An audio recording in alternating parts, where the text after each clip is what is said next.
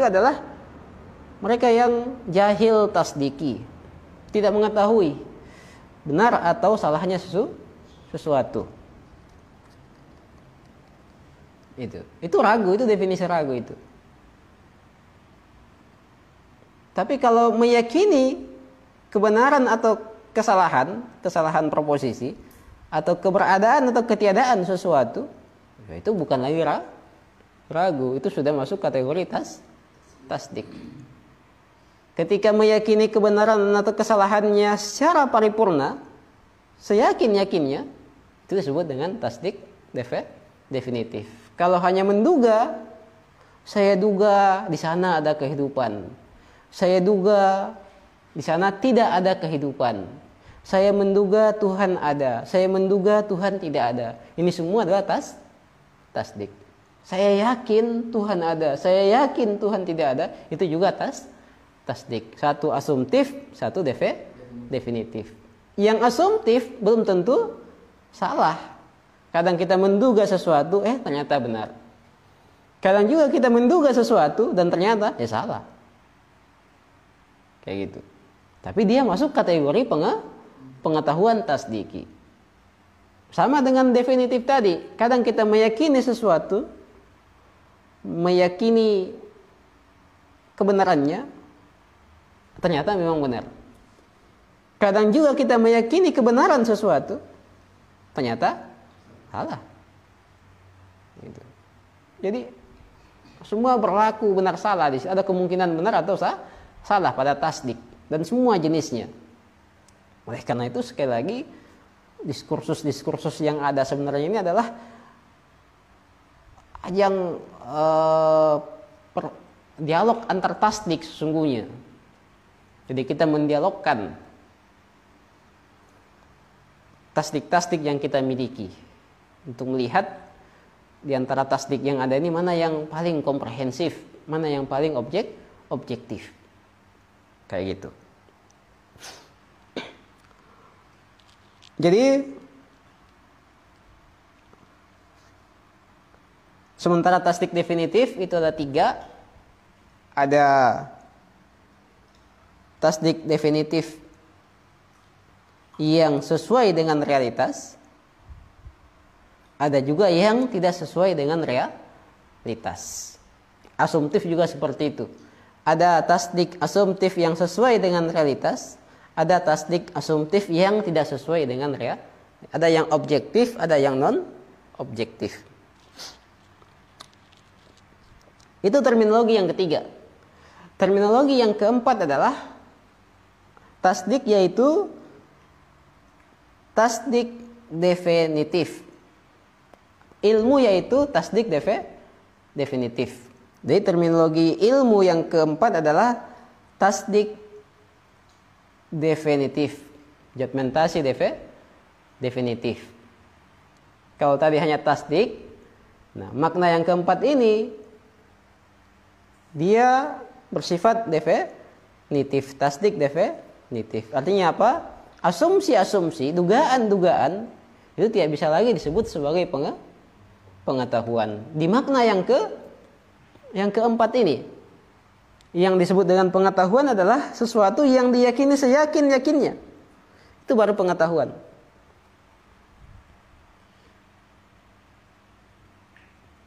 Kita menilai sesuatu dan penilaian kita ini bersifat definitif, yakni kita yakin seyakin-yakinnya. Itu baru pengetahuan itu.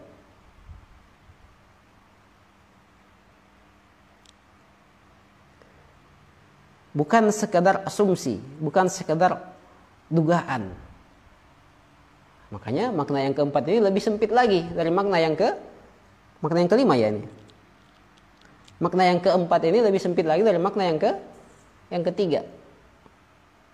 Dia mengeluarkan tasdik asumtif dari definisi pengetahuan. Jadi definisi pengetahuan itu banyak. Seseorang dikatakan jahil misalnya, itu harus jelas dia jahil apa dia. Kita memaknai pengetahuan di situ apa, sehingga dia masuk kategori jahil. Kayak gitu. Peragu, ya kita masukkan kategori jahil. Jahil tasdiki. Kalau kita membatasi pengetahuan dengan makna tasdik. Mereka yang menduga-duga kita sebut sebagai orang yang jahil. Jika kita memaknai ilmu dengan tasdik definitif yang harus diyakini seyakin-yakinnya. Nah, tasdik definitif ini ada dua lagi.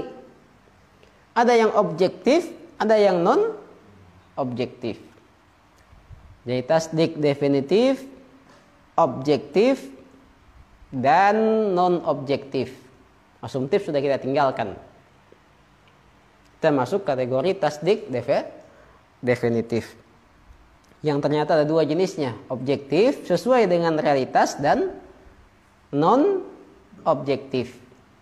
Jadi kita meyakini sesuatu seyakin-yakinnya dan ternyata keyakinan kita ini benar. Itu yang pertama, objektif.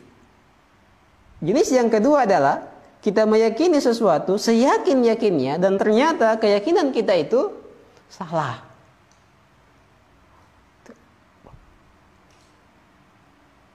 Jadi yakin seyakin-yakinnya tapi salah. Ini disebut dengan jahil murakkab. Jahil murakkab itu adalah tidak tahu bahwa dia tidak tahu. Gitu.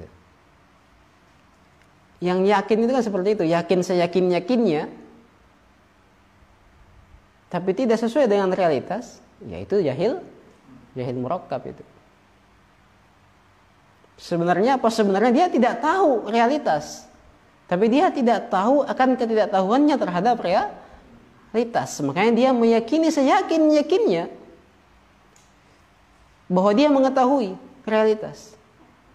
Ternyata hakikatnya dia tidak mengetahui realitas. Jadi ada dua. Jadi dia memiliki dua jenis kejahilan di situ. Kejahilan atau ketidaktahuan terhadap realitas dan ketidaktahuan terhadap ketidaktahuannya terhadap realitas. Dia tidak tahu bahwa dia tidak tahu. Karena dia tidak tahu bahwa dia tidak tahu, makanya dia pasti merasa tahu. Karena dia tidak tahu bahwa dia tidak tahu. Kalau dia tahu bahwa dia tidak tahu, ya tidak akan merasa tahu. Justru mencari tahu. Tapi kalau tidak tahu bahwa dia tidak tahu, dia pasti akan merasa tahu. Merasa tahu setahu-tahunya. Ternyata tidak tahu. Setidak tahu-tahunya. Itu banyak itu seperti itu. Yakin sekali, seyakin-yakinnya. Ternyata tidak objektif. Ternyata salah.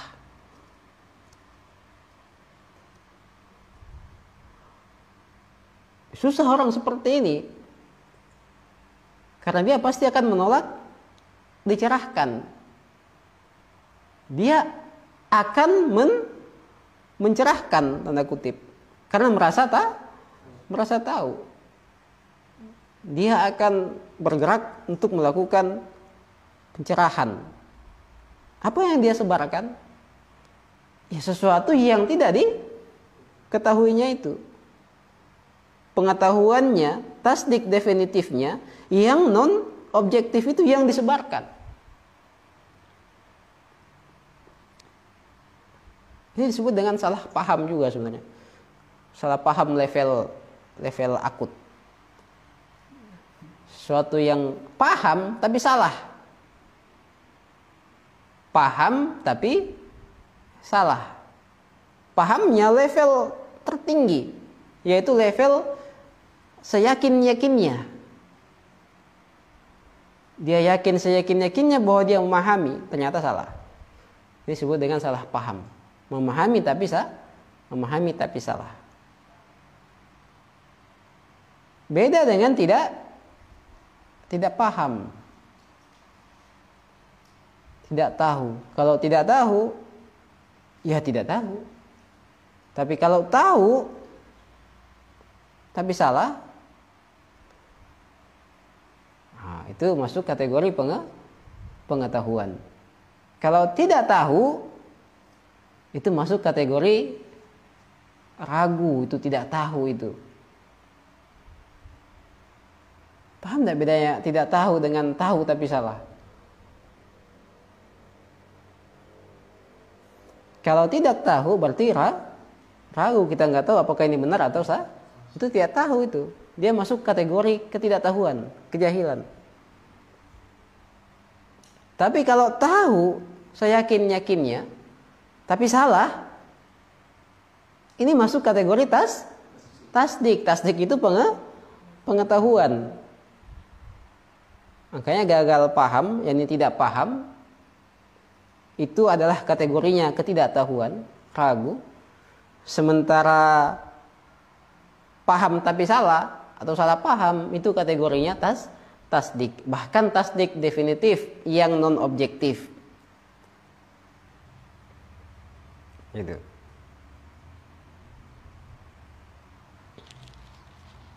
Kan ada 4 jenisnya itu. Ada yang tahu dan dia tahu bahwa dia tahu. Dia mengetahui realitas sekaligus juga tahu, menyadari dirinya bahwa dia mengetahui.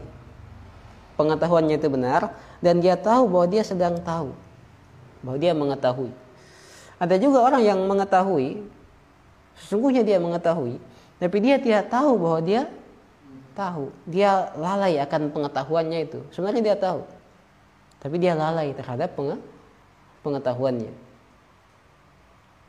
Gitu.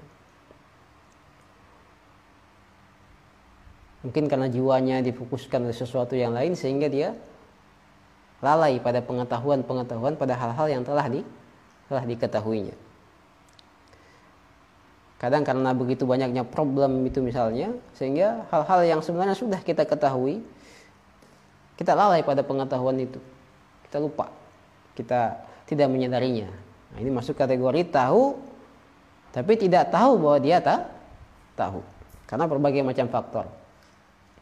Yang ketiga adalah tidak tahu, tapi tahu bahwa dia tidak tahu. Ini akan mencari tahu ini. Yang tidak tahu dan tahu bahwa dia tidak tahu akan bergerak mencari tahu. Yang keempat itu yang paling parah itu. Tidak tahu dan tidak tahu bahwa dia tidak tahu. Dia akan merasa sok tahu. Dan akan menyebarkan ketidaktahuannya itu. Atau pengetahuannya yang salah itu. Itu bahaya itu.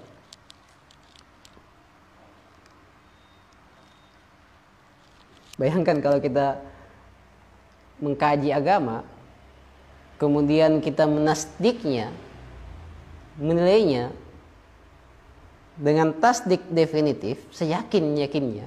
Kita meyakininya seyakin-yakinnya bahwa seperti itu. Dan ternyata salah. Kemudian kita menyebarkan itu di ceramah-ceramah, di mimbar-mimbar bahwa seperti ini realitas ketuhanan, realitas agama dan sebagainya. Maka orang akan memahami ajaran Tuhan secara salah. Maka sesuatu yang bukan ajaran Tuhan tersebar di tengah masyarakat dan dianggap, bukan lagi dianggap, diyakini seyakin-yakinnya sebagai ajaran Tuhan. Maka terjadilah kekacauan atas nama Tuhan, atas nama agama. Makanya benar juga sih kalau sebagian teroris itu adalah korban. Mereka masuk kategori jahil murakkab itu. Jadi mereka adalah orang yang meyakini seyakin-yakinnya. Ternyata salah. Jadi tasdik, mereka memiliki tasdik definitif, penilaian yang seyakin-yakinnya, melampaui level asumtif dugaan, tapi salah.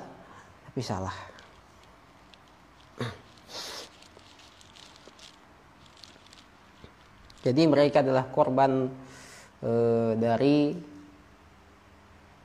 Ya dari diri mereka sendiri.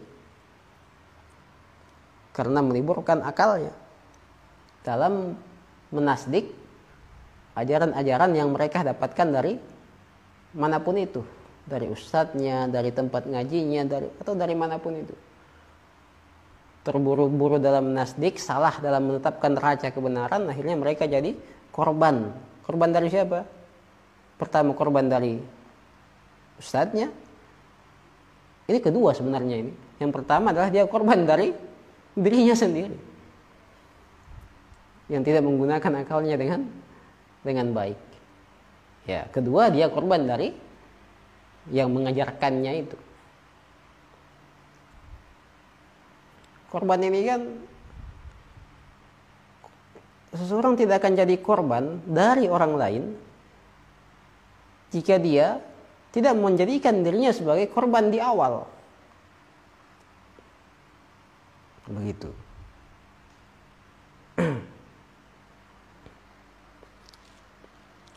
Kita lanjut. Terminologi yang kelima.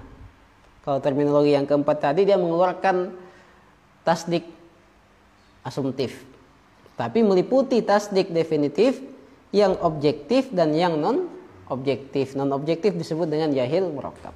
Nah, terminologi yang kelima ini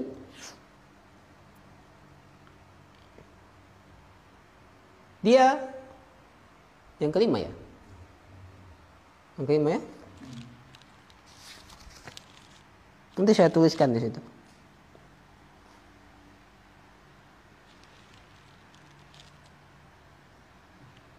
Iya. Yang kelima adalah tasdik definitif yang objektif. Dia mengeluarkan yang non objektif, yaitu jahil murakkab. Nah, paham tapi salah bisa masuk kategori ketidaktahuan, kejahilan, jika kita memaknai pengetahuan dengan makna yang kelima ini, yaitu tasdik definitif yang objektif. Yang objektif. Artinya apa? Tasdik definitif yang non objektif bukan lagi masuk kategori pengetahuan, dia masuk kategori ketidaktahuan, yaitu jahil murakkab. Yang objektif di sini juga ada dua. Argumentatif, sertai dengan argumentasi, dan non argumentatif. Yang non argumentasi disebut dengan taklid. Gitu. Jadi terminologi yang kelima ini adalah tasdik definitif objektif. Ya, objektif. Yang objektif ada dua, argumentatif, non argumentatif, atau disebut dengan taklid. Jadi kita meyakini sesuatu seyakin-yakinnya objektif, tapi yang objektif ini kadang didasarkan pada argumentasi, kadang pula karena taklid. Terminologi yang keenam, dia mengeluarkan yang non argumentatif. Jadi yang dimaksud dengan pengetahuan yaitu tasdik definitif objektif argumentatif. Ada 4 rukunnya itu.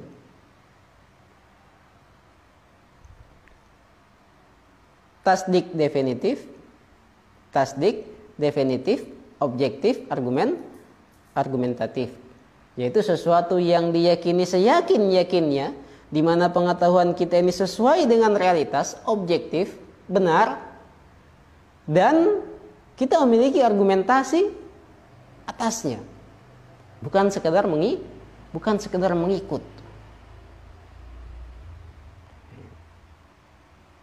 Itu definisi yang keenam, terminologi yang keenam dari pengetahuan.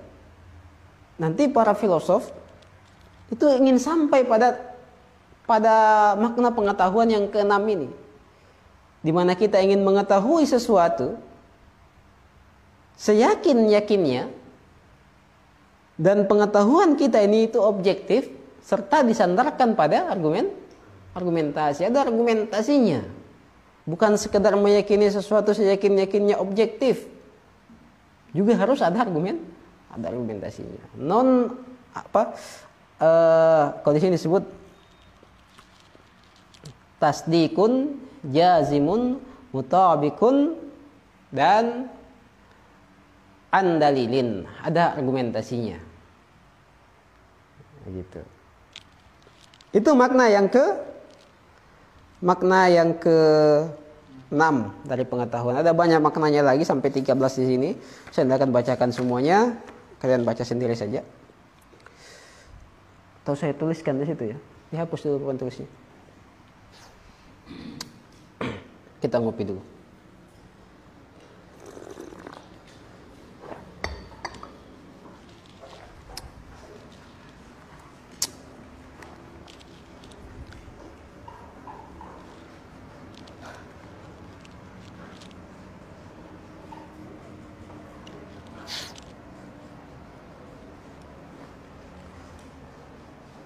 Yang bisa bahasa Arab, buku ini ada bahasa Arabnya, sudah diterjemahkan dalam bahasa Arab. Buku aslinya bahasa Persia. Kalau yang ini saya terjemahkan dalam bahasa Indonesia. Ini saya punya PDF-nya yang bahasa Arab, diterjemahkan ke dalam bahasa Arab.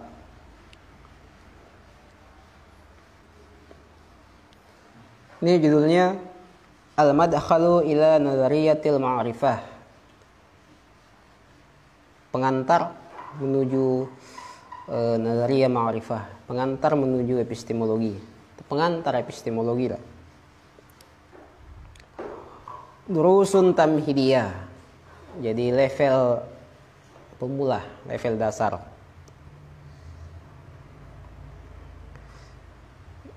Kalau tadi itu di sini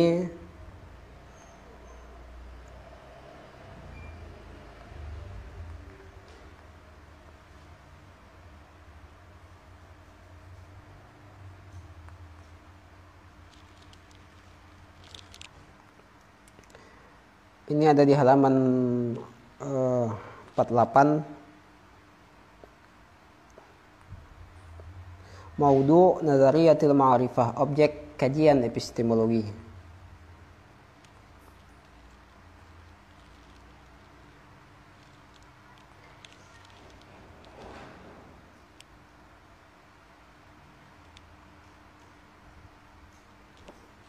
Ini saya bacakan terminologi yang pertama.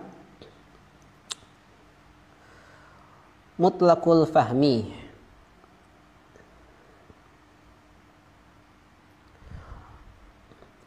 Yutlaqul ilmu wa yuradu bihi mutlaqul fahmi.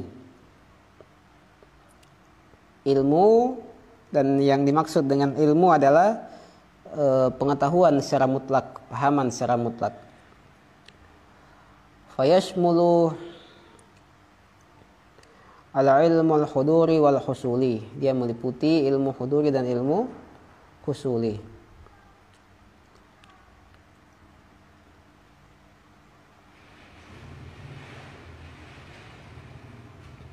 Kemudian makna yang kedua, al-ilmu al-husuli. Yang ketiga at-tasdiq. Tasdiq.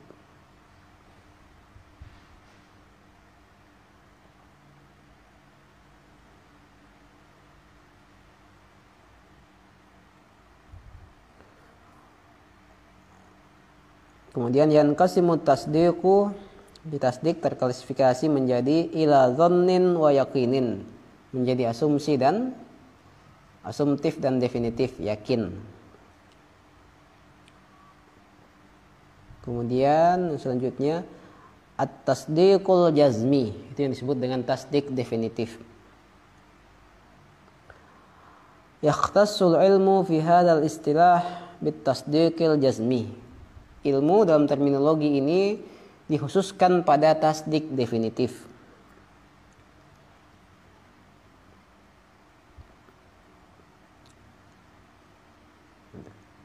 Yang selanjutnya Al-jazmul mutabiqu lil waqi'.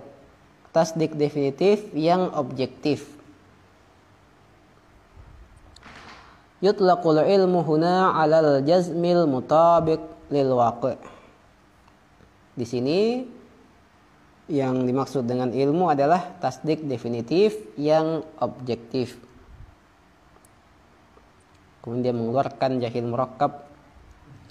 Nah, yang ke-6,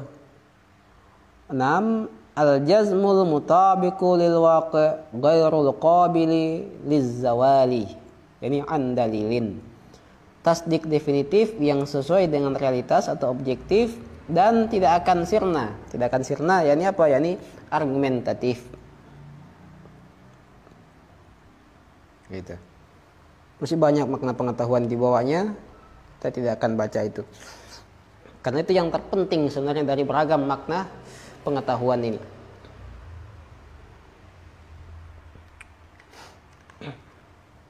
Saya buatkan kerangkanya.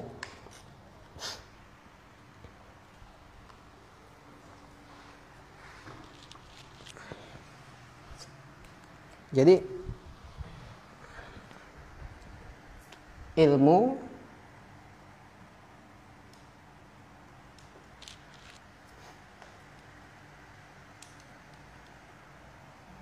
ini terminologi ya. Terminologi ilmu. Etimologi kita sudah tidak bahas tadi. Yang pertama adalah keseluruhan pengetahuan.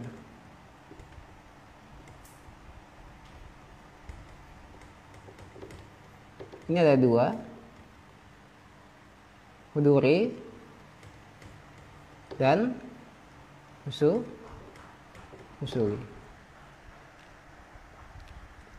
Terminologi yang kedua adalah usuli dengan kedua jenisnya, tasawur dan tasdik.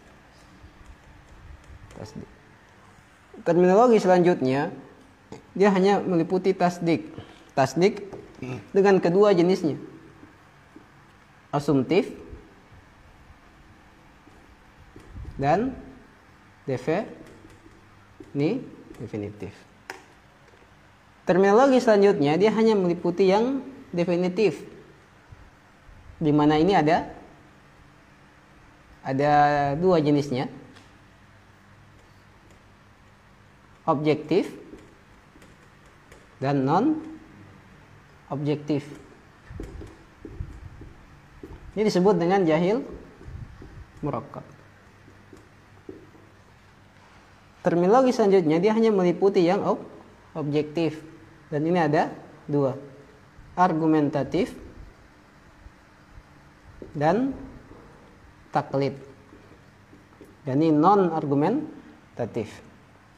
Terminologi yang terakhir kita bahas dia hanya meliputi yang argumentatif. Jadi kita ingin sampai pada sebuah keyakinan yang argumentatif, yaitu ilmu usuli,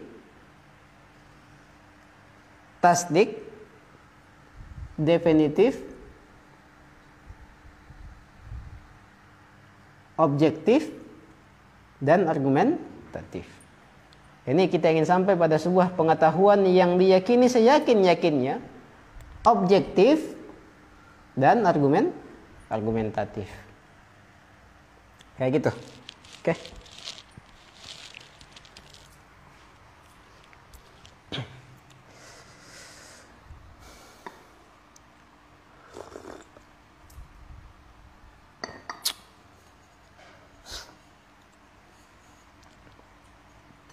Sudah jam berapa?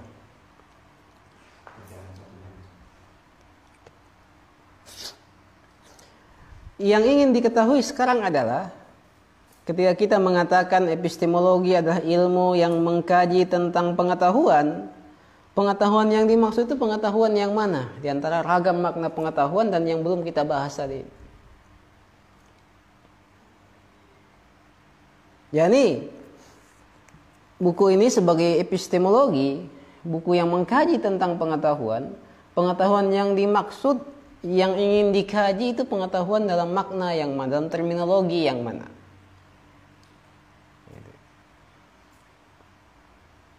Tentu bukan yang akhir tadi ini, bukan langsung ke tasdik. Tentu harus diawali dengan tasawur. Dan tentu bukan hanya tasawur, bukan hanya husuli. Dia juga harus diawali dari huduri. Itulah mengapa ketika kita mengatakan epistemologi sebagai ilmu yang mengkaji tentang pengetahuan yang dimaksud adalah terminologi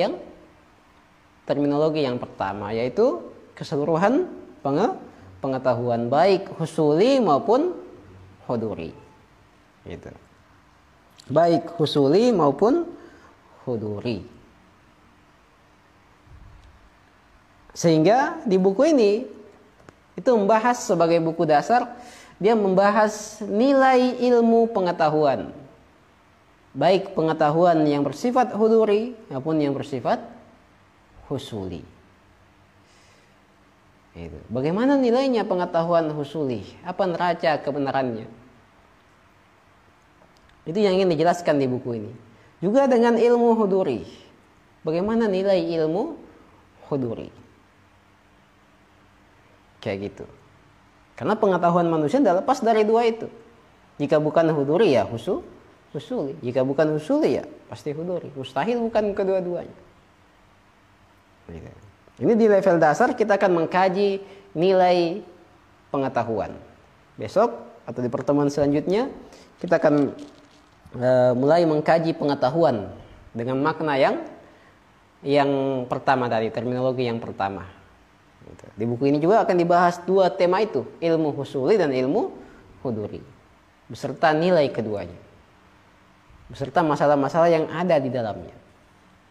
Oke ya, untuk sementara ini saja dulu kita akhiri. Billahi taufiq wal hidayah. Assalamualaikum warahmatullahi wabarakatuh.